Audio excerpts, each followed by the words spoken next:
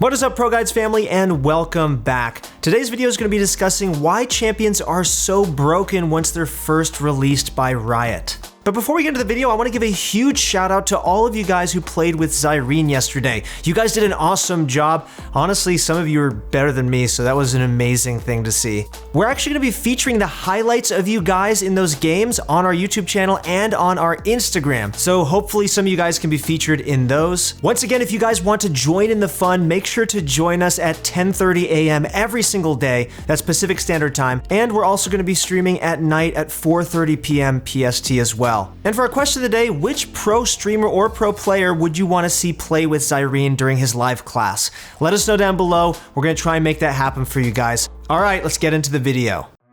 When Riot releases new champions, there are three kinds of people. The first type are the people that permaban the new champion because they don't want to deal with whatever OP abomination Riot has cursed us with this time. I definitely fall into this category. The second type of people are the ones who first time it in solo queue, like the insane people that they are because they want to abuse what they assume will be a busted pick. Gives me flashbacks of when Set was released. Then there are the kind, responsible souls who try the new champion in normals first, like smart people, then abuse it in ranked games once they have a feel for it. This category is what you guys should all be aiming for. Why? Because new champions when they release are really strong.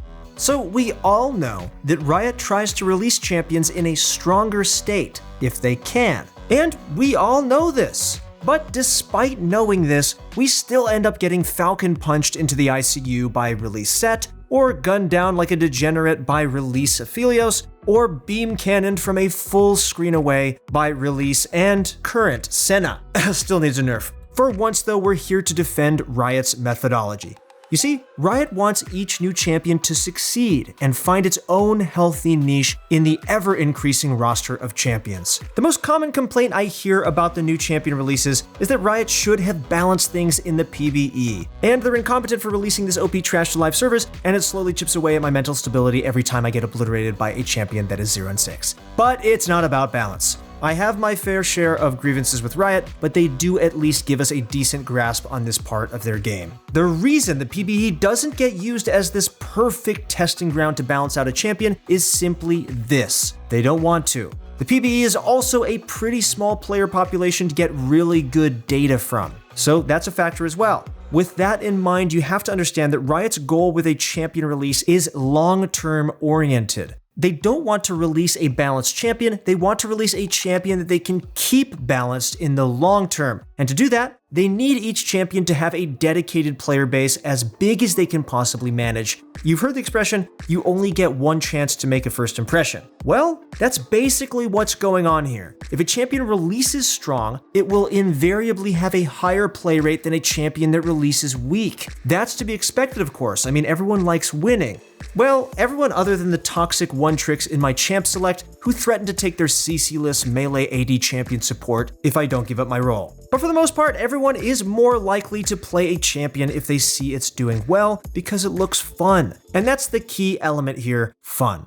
If you went for your first ever bike ride on a bike with no training wheels, then fall and badly hurt yourself, you'd be a lot less likely to ride a bike again. But if you have those training wheels and you kind of get a feel for what biking is like, then you have a much better chance at pursuing that interest because you had a good time. Champion strength on release is just Riot putting on those training wheels for a developing player base. Whenever you pick up a new champion, you know there's going to be a certain learning curve involved. That curve varies from champion to champion based on their difficulty, but it's always there in some way, shape, or form. If the champion is strong though, and you're having fun and winning games while you learn, it makes for a much better experience.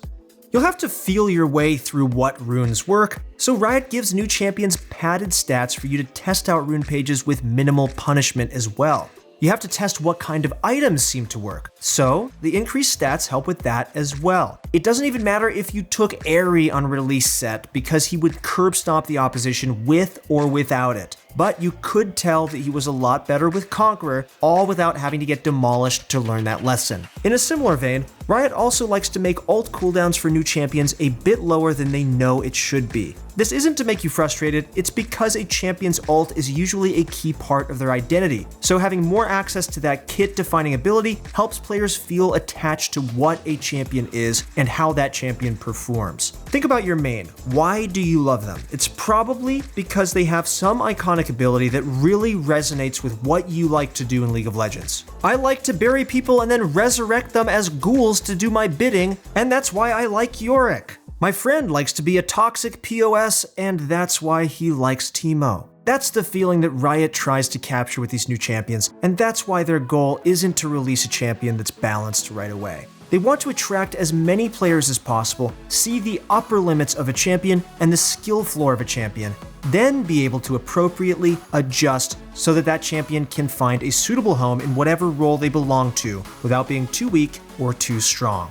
The natural argument here is, but having a blatantly OP champion makes the game less fun for everyone who isn't playing them. And, well, that's true of course. It isn't really fun to get your teeth kicked in, especially by a set, but it's a necessary evil.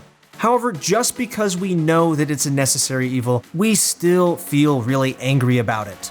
As players play a champion more and more, it makes sense for the win rate of a champion to go up over time for that player. This is what Riot refers to as experienced win rate. A player with 50 plus games under their belt will have a much better grasp of a champion than a player with only 10 games. The early win rates, however, are expected to be low, like around 38 to 44% win rates on the first day of a champion's release are probably the norm, and that win rate is generally supposed to climb a bit each day for about 2 weeks, and that is when Riot reassesses the champion's strength. At that point, the champion's win rate generally reaches around 51% on the low end of the player experience and much higher on the upper end. That's Riot's soft goal for the immediate release, letting new players attain a 51% win rate without having to devote 50 games to mastering them so that they can kind of see what it's all about. But what happened with the character Yuumi? It had only been a few days of a seemingly abysmal release win rate, 30.72% to be exact. The lowest release win rate of any champion up to that point. Players were fuming, absolutely mind blown, that Riot would allow such a weak champion onto the live servers. And I was insta-surrendering when I had one on my team. As I mentioned though, Yuumi was an extremely unique champion, so learning her was much harder. The learning curve was way higher than most champions, in addition to the fact that she's somewhat at the mercy of whoever she's attached to. So there were kind of two players having to learn the champion at once every time she was chosen. Riot listened though, and they rolled out the buffs. Well, a natural progression happened, and people finally got a feel for Yuumi's unique playstyle and setup, so she started seeing a ton of success. Then she started seeing a lot more success, and then she started seeing a disturbingly unfair amount of success. The buffs ended up being too strong. The release stats weren't the problem, it was the learning curve of Yuumi that was the problem, and Riot ended up having to gut her a couple months later and even tweak her abilities and how they functioned. If everyone had just been patient and kept learning the champion, things most likely would have evened out pretty well for her, and she probably would have just been as strong as most other release champions, then been nerfed like they normally do it. At the end of the day though, because she ended up being so busted, people had a lot of fun playing with her, or developed a lot of fear of her. Even now, with a 48.27% win rate in Plat Plus, she has an 11.3% pick rate and a 15.2% ban rate. She has a solid player base even when she's not the best pick ever. A Yuumi who knows what she's doing though is still something to be feared, which is that sweet spot Riot aims to hit in the long run with their more unique or challenging champions. Strong for the experienced, weak for the newly initiated. This is why it's so important that Riot releases champions in a position of strength. Yeah, it sucks to play against them for the first few weeks to a month, but they have to do it so that the player population goes up. Even as we speak, Wukong players are menacing the Rift with their new rework damage numbers. God, I just got demolished by one today. It was awful. And when the Fiddle rework releases, you guys know he's going to be a terror as well. It's going to be agonizing, it's going to be soul-crushing. But you know what? It'll give them the population density that they need to gauge strength and make them actually well-rounded champions instead of teeny niche picks that get played once every 1,000 games. I'm looking at you, Ivern. So that's the reasoning. Riot doesn't hate us, even though it may feel like it sometimes. They don't release champions in a busted state out of malice or incompetence or as some kind of silly prank. It's not even about filling their wallets with more money from people buying the new champ and its release skin, although I'm sure they're more than happy to receive that side of effect from it. It's all about developing a player base so that they can test a champion's fullest potential as soon as possible and balance it in the long term as soon as possible. It can be frustrating, but it's a necessary part of the game's life cycle, so the sooner you get accustomed to it and stop letting the anger distract you, the sooner you're going to start growing as a player. Okay, so now let's get into some advice. So when you see a new champion, what are you guys supposed to do? The very first thing you should be doing is figuring out what champion hard counters it. And I don't mean a slight advantage. I mean figure out what breaks its limbs, gouges its eyes out, and stomps that monstrous creation into the dirt, where it belongs, along with whatever asshole is trying to abuse the system to get a rank they don't deserve. Busted stats or not, you find that counter pick, put the new champ under your boot, and you take that free low. New champion releases are just Riot baiting out free counter picks for you. Easiest promos of your life.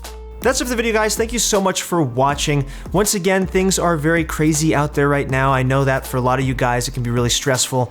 Know that you guys have a family and a community with us. Join us every day on our live stream at 10:30 a.m. PST and 4:30 p.m. PST, and you guys can ask a bunch of questions, and we'd love to communicate with you guys. Once again, if you guys want to get better at League of Legends, make sure to go to ProGuides and find yourself a challenger coach right now. That's it for the video, guys. Thank you so much for watching. Good luck in your next few games, and I'll see you on the Rift.